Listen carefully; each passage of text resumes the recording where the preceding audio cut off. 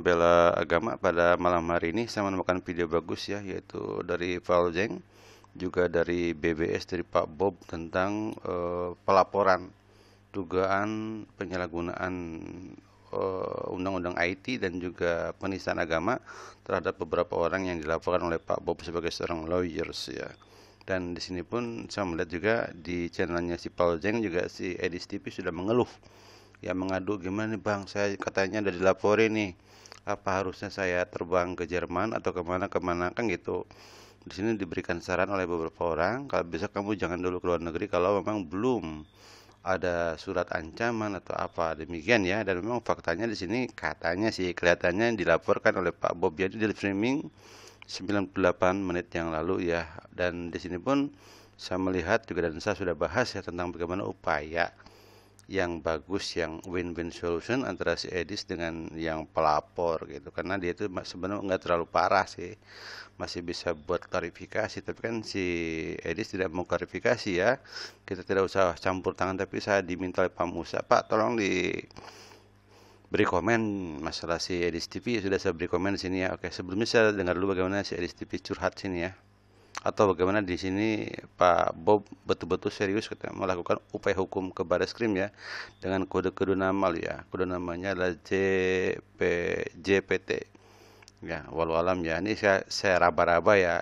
J-nya mungkin Joseph, P-nya mungkin ini kan ya, saya pakai mungkin ya, Paul, Z-nya mungkin Zeng, Joseph Paul Zeng, SI mungkin nih, sorry ya, saya tidak mendahului takdir ya, dan tidak mendahului si pelapor ya. SI mungkin Saifuddin, ini mungkin Ibrahim mungkin ya. Kita harus berpraduga tak bersalah pakai mungkin ya. YM itu apa ya? Apa Yusuf Manubulu ya? Walau alam bisawab kita nggak tahu ya. H ini apa? Saya nggak tahu. Apakah ini Al Hayat Indonesia? Nggak tahu. ES Edis TV jelas, karena dia juga diomongkan Edis TV itu. Oke. Di sini faktanya Pak Bob BBS official itu yang melaporkan ke Barreskrim orang-orang yang disebut JPT, SI, YM, HI, ES yang saya sebut tadi itu kira-kira ya, ingat ya, kira-kira. Karena kita harus membuat praduga tak bersalah ya, nggak boleh dalam hukum itu kita nggak boleh ini si anu pasti ini, si anu pasti ini, nggak boleh ya, nggak boleh demikian ya. Oke, next. Berapa orang lainnya yang menurut data dan analisa yuridis yang telah saya lakukan secara seksama telah beralasan hukum untuk saya laporkan ke Barreskrim Polri. Pihak-pihak yang saya laporkan tersebut telah melakukan perbuatan melalui jaringan informasi elektronik, baik secara bersama-sama maupun sendiri-sendiri, dengan cara menyalahgunakan agama Kristen dan ayat-ayat suci Alkitab untuk menghujat dan menodai agama Islam dan agama lainnya yang dilindungi oleh negara Indonesia. Sehingga jika terus dibiarkan, perbuatan-perbuatan pihak-pihak tersebut sangat mengancam persatuan dan kesatuan Indonesia, kerukunan umat beragama di Indonesia, terlebih menodai sila pertama, yaitu ketuhanan yang Maha Esa. Ketiga, dengan adanya pernyataan dan penjelasan yang saya sampaikan ini, maka di kemudian hari tidak ada lagi tuduhan maupun tudingan yang tidak mendasar, yang pastinya akan merugikan banyak pihak, khususnya merugikan hak-hak saya sebagai warga negara Indonesia dan sebagai seorang umat Kristen yang terdaftar sebagai jemaat HKBP Damai Resort Damai. Upaya hukum yang saya lakukan di Barreskrim Polri bukanlah untuk menunjukkan kehebatan atau kesombongan saya, melainkan keinginan saya agar negara hadir melalui hukum yang berlaku, menjaga kesucian dan kekudusan agama Kristen dan ayat-ayat suci Alkitab dari penyalahgunaan pihak-pihak sebagaimana yang saya maksud di atas. Oke, itu demikiannya itu dari Pak BSS atau Pak Bobson ya, seorang lawyers. Oke.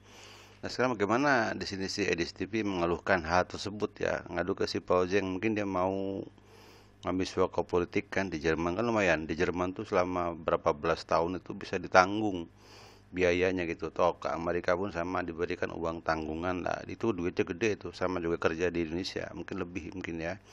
Dia mengajukan, gimana bang, saya ini dilaporkan bla bla bla bla bla bla dan seterusnya. Tapi kenapa di sini responnya negatif ya? Kalau bisa kamu, kata ada yang kabur kemana, ke Timor Leste, dari Timor Leste ke Australia, ada yang bilang udah kamu jadi YouTuber saja, toh juga belum ada surat pencarian yang sudah viral ya. Jadi harus ada semacam viral penistaan agama dan sudah terancam.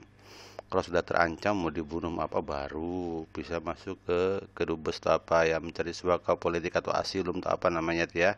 Next ya. Gampang, nggak seperti ngomong si Jenny Siregar ngomong, dan saya warga negara juga bukan karena itu. Memang sudah waktunya, karena ininya saya ya salahnya mereka juga kan, saya dibikin begitu kan. Harusnya saya masih statusnya mahasiswa, jadi bisa naik saya. Kalau saya sih, ya kalau bisa sih ada teman-teman yang dengar dari luar ya. Saya paspor ada, tinggal kalau saya sih ini Bang, biar nggak ribet ya. Saya sebenarnya pengen kerja apa aja gitu. Kalau misalnya Nggak bisa, ada teman-teman yang bisa. nggak bisa begitu.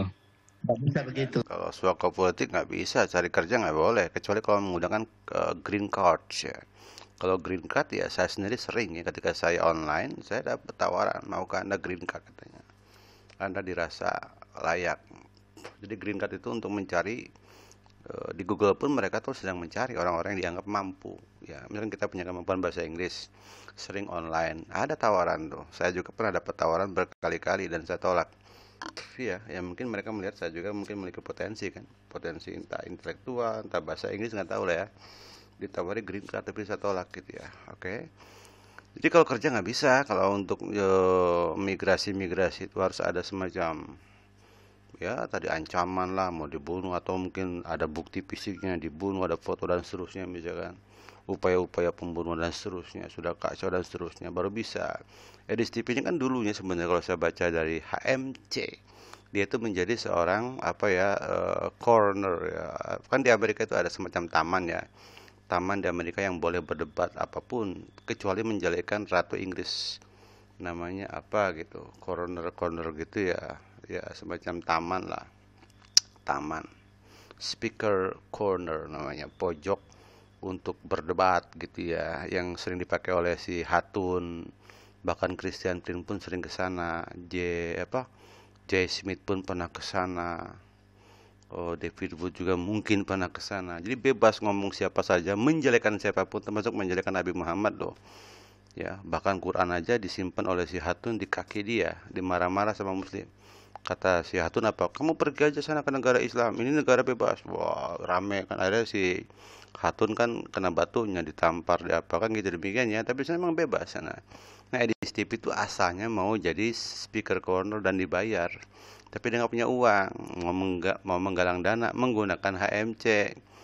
Tapi di debat sama subscriber, Pak Julius nggak usah dibantu, katanya Edis TV kan Kristen dan membela kekristenan, ngapain kita bantu kan gitu, nggak usah, biar aja orang Kristen yang bantu dia gitu kan, gini ya. Next. Nggak bisa. Timor Leste aja dulu, ke Timor Leste aja dulu. Nah, ke Timor Leste bisa langsung ke sana. Cuma kan mau mana? Kalau mau rencana gitu Timor Leste dulu. Kalau ke tempat lain nggak bisa deh.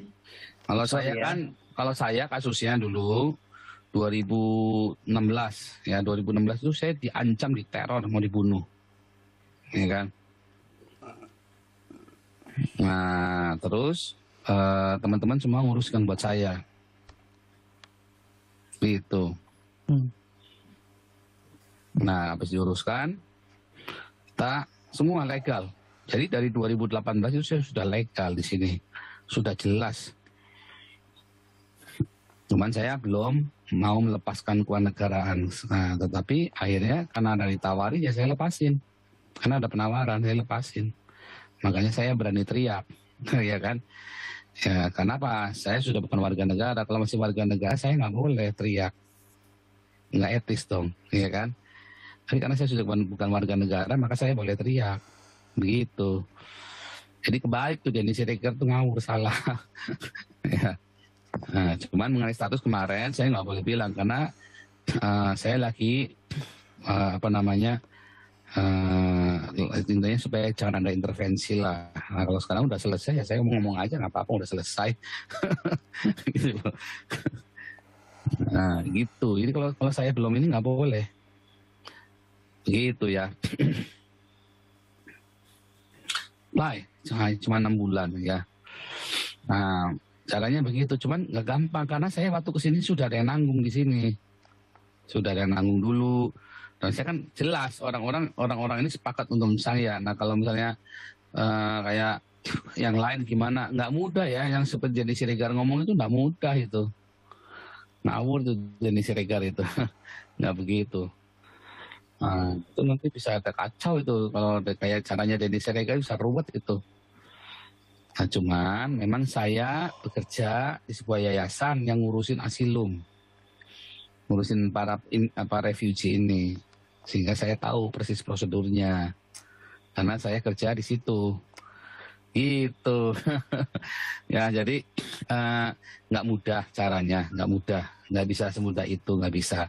Makanya hati-hati, tetapi siapkan paspor, pokoknya siapkan paspor karena salah satu rekan saya ada yang dari Indonesia, dia langsung ke kedutaan waktu itu. Saya lupa ya, dia bilang kita kedutaan Swedia, kedutaan Belanda atau Belgia deh kemarin ngomongnya itu. Atau saya lupa ya waktu itu, sebentar, Swedia kali ya. Swedia kayaknya saya lupa. Dia langsung di situ stay di kedutaan. Karena dia buru-buru mau dibunuh. Nah, dia jadi terus akhirnya diurus. Tetapi nggak semudah itu ya. Mereka kan investigasi, mereka kan kirim intelnya mereka turun. Seberapa bahayanya, seberapa parahnya, kenapa nggak mau masuk penjara, kenapa nggak mau apa. Kalau Yudi Mulyana kemarin saya sudah ngomong dengan beberapa teman, para aktivis di sini. Mereka siap nguruskan. Tapi Yudi Mulyana kan terus mengurungkan niatnya. Kan nggak jadi gitu loh. Ya akhirnya dikeroyok dia di Indonesia. Nah MKC dulu sebenarnya sudah mau saya urus di sini. Tetapi MKC kan maunya ke Bali, ya sudah biarin aja di Bali. Ya kan, jadi kan semua sudah tahu resikonya, saya udah bilang sama MKC, kamu pasti nanti ketangkep kalau di Bali, pasti ketangkep, nggak mungkin nggak. Nah, benar, tangkep, ya kan, ya sudah tahu resikonya, gitu. Nah, Kasus MKC saya pertama dengar dari Pak Pendeta Hendry Tandianta ya. Hendry Tandianta pernah ngomong sih, MKC sudah nggak di Indonesia lagi, sudah di Malaysia atau Singapura, saya nggak tahu ya. Kemudian datang lagi, kok langsungnya saya yakin dia nyebrang kan, nyebrang ke Medan atau kemana, atau ke Bali, kita nggak tahu kan, ke Bali mungkin bagaimana nggak tahu ya. Tapi intinya dia pernah keluar negeri dulu, ya entah ke Malaysia, entah ke Singapura, entah lewat darat, entah diselundupkan, kita nggak tahu ya. Yang jelas informasi terbaru waktu itu di sekitar bulan Juli 2020 justru dari Pak Hendry Tandianta. Ya, Pak Hendry Tandianta yang seorang Oneness itu ya, demikian ya. Oke, next. nah kalau Bro Edis, saya kira kasus kamu tuh nggak berat amat lah, nggak bisa lah punyamu dilaporin. Saya kan tahu, saya kan pernah lihat punyamu juga, enggak lah, nggak bisa lah. Dasarnya nggak dapat ngelaporin. Nah, Mau paling menambahkan nih Pak. Gimana? Mau menambahkan buat Pak Edis nih. Iya, boleh, Bung Beta. Jadi Pak Edis kalau dilihat kasusnya nih belum termasuk dalam ancaman. Jadi baru asumsi kan di YouTube itu mereka Iya, belum bisa. Nah kalau dari sisi itu pun diadukan pun belum bisa minta asylum Pak. Karena Bapak tidak terancam kecuali Yang dimaksud asilum itu berarti minta suaka politik ya. Suaka politik tidak mudah ya. Asilum. Oke, next. seperti Pak Aceh tuh sudah dilumurin kotoran manusia tuh otomatis tuh. Kalau dia keluar dia minta dia dapat itu. Dapat langsung tuh Pak Aceh langsung dapat bisa. Pak Aceh dapat. Nah ini juga buat semua ya, jangan seakan-akan dengan kasus kita yang minoritas terzolimi bahasanya mereka itu, terus kita semena-mena bisa dapat asylum, jangan. Apalagi Pak Edis motivasinya udah kelihatan tadi mau cari kerja, wah itu langsung gugur Pak. Langsung gugur itu. Karena di interview nanti dibolak-balik loh, waktu interview itu nanti dibikin pusing loh itu. Jadi Ya, kalau di asylum itu Pak, aplikasinya nanti itu mereka akan betul-betul cari tahu detail Pak, bukti dan segala macamnya mereka akan pelajari. Enggak semena. Ya, ya, dan kalau saya lihat memang betul sih, masalah sedis belum terlalu parah. Kan tinggal dibuat, ini saya udah buat video nih, baku hantam Katolik versus Protestan. Edis TV Protestan dilaporkan ke Bareskrim, katanya ya. Di sini saya udah buat ulasan apa yang dilakukan itu sebetulnya nggak terlalu parah, masih bersifat debatable, masih bersifat ya masih bisa didiskusikan ya. dan boleh dan mungkin bisa dengan ucapan minta maaf, atau misalkan gini, dia juga ada kesalahan yang dicatat oleh Ibu Umi Rifa ya, bahwa dia mengirimkan buku-buku tentang kesalahan Zakir Naik atau apa ya kepada orang-orang yang tidak menginginkan atau yang tidak menyetujui dikirim buku. Kan dalam edaran apa ya, ada edaran bersama itu tidak boleh memberikan makanan, uang atau apa, atau buku-buku kepada yang sudah beragama. Itu kan bisa dengan minta maaf sebetulnya, dan menutup, memberhentikan kegiatannya itu bisa. Ya, dan tadi saya sebutkan resumenya ya, silakan masuk ke channel saya 30 September 2021 sudah sabar. Ini pun saya atas permintaan Pak Musa, Pak Benteng Umat. Sudah dibahas belum masalah si Edis TV? Edis TV dilaporin ke Barreskrim, saya bahas aja kan. Ya sebagai sesama YouTuber lah saya berikan, dan saya netral. Saya tidak peduli dia Kristen atau Islam. Sejauh masih debatable masih boleh lah. Tapi kalau sudah kelewatan, sudah berbau hoak, nah baru kita hantam. Lah, bukan penyembahan tapi devosi atau wasilah atau apa nggak tahu namanya ya. Jadi kalau melihat begini, saya melihat pertama-tama ini adalah kasus pertama si Edis TV menampilkan ini. Edis TV diminta klarifikasi tapi tidak datang. Tapi kita tidak tahu ya apakah Edis TV itu ada halangan atau apa. Jadi kalau menurut saya bagusnya ya, meskipun sudah dilaporkan ke Barreskrim, bagusnya Edis TV memberikan klarifikasi bahwa saya tidak bermaksud untuk menistakan. Saya hanya bertanya, dan saya memiliki landasan biblikal dan ilmiah gitu ya, yang bisa didiskusikan. Pendiskusian itu bukan mencari salah dan benar, tapi untuk mendapatkan jawaban. Demikian ya. Jadi bisa sebetulnya, ini masih belum terlalu parah separah si MKC. Kalau MKC kan sudah jelas tidak memiliki biblikal, misalkan Allah itu raja jin, itu biblikalnya nggak ada. Nabi Muhammad mengikuti jin nggak ada. Landasan Alkitabnya nggak ada, Qurannya pun nggak ada. Tapi kalau ini seperti masih ada lah ranah-ranah biblikal, masih debatable gitu. Jadi saran saya, ya saya sebagai seorang muslim cuma nggak terlalu banyak harus mencampuri urusan mereka. Mereka mau melapor ya silakan, itu hak mereka. Mau dilaporkan ya silakan juga gitu, kita nggak mau pusing. Toh mereka juga bukan agama kita kan ya. Tapi sebagai intelektual dan juga sering mengamati gitu berbagai macam kasus ya, saya juga menginginkan, harapan saya kalau bisa ini masih bisa debatable. Jadi si Edis TV bagusnya membuat video khusus klarifikasi. Misalkan saya tidak bermaksud untuk menistakan agama Katolik. Saya tidak bermaksud untuk membuat pernyataan bahwa Katolik itu menyembah patung Maria misalkan. Saya hanya menyampaikan bahwa itu mengajak debat gitu ya, atau bertanya gitu, demikian ya, klarifikasi saja. Dan saya siap misalkan berdebat, dan saya mohon maaf apabila penyampaian saya gitu misalkan menyinggung atau menyakiti hati orang-orang Katolik, bisa aja minta maaf aja, nggak apa-apa. Saya tidak bermaksud untuk membuat pernyataan yang melecehkan, tapi hanya bertanya. Nah, tentu kalau bertanya itu Edis harus jujur dong. Kalau bertanya berarti Anda harus siap-siap membuat debat secara terbuka dengan orang-orang Katolik itu, dengan targetnya apa? Mendapatkan mutual understanding. Orang Kristen Protestan memahami apa yang menjadi mindset dan nilai-nilai teologi daripada Katolik. Orang Katolik pun memahami daripada keganjalan ya, kerasa tidak enakan seperti yang dirasakan oleh si Edis TV ya. Sekali demikian saja untuk menjawab dari Pak Ustadz Unggul ya, mudah-mudahan dapat bermanfaat. Billahi taufik wal hidayah. Wassalamualaikum. Demikian ya, itu kira-kira judul kita, bahwa Edis TV mau kabur itu ya, tapi kaburan masih bingung dia alasannya apa. Karena alasan penistaan agama, toh belum juga keluar surat dari kepolisian dan belum geger gitu loh. Dan itu tidak bisa langsung kecuali kalau sudah ada ancaman disiksa atau apa, seperti si Muhammad Kosman katanya. Kalau Kosman sudah disiksa mukanya hancur-hancur kayak gitu katanya, kata si Paul Jeng, itu bisa. Ada apa, sudah mengancam diri ya, itu baru bisa. Demikian ya, itulah kira-kira informasi kita tentang si Edis TV ini. Mudah-mudahan dapat bermanfaat. Billahi taufik wal hidayah. Wassalamualaikum warahmatullahi wabarakatuh.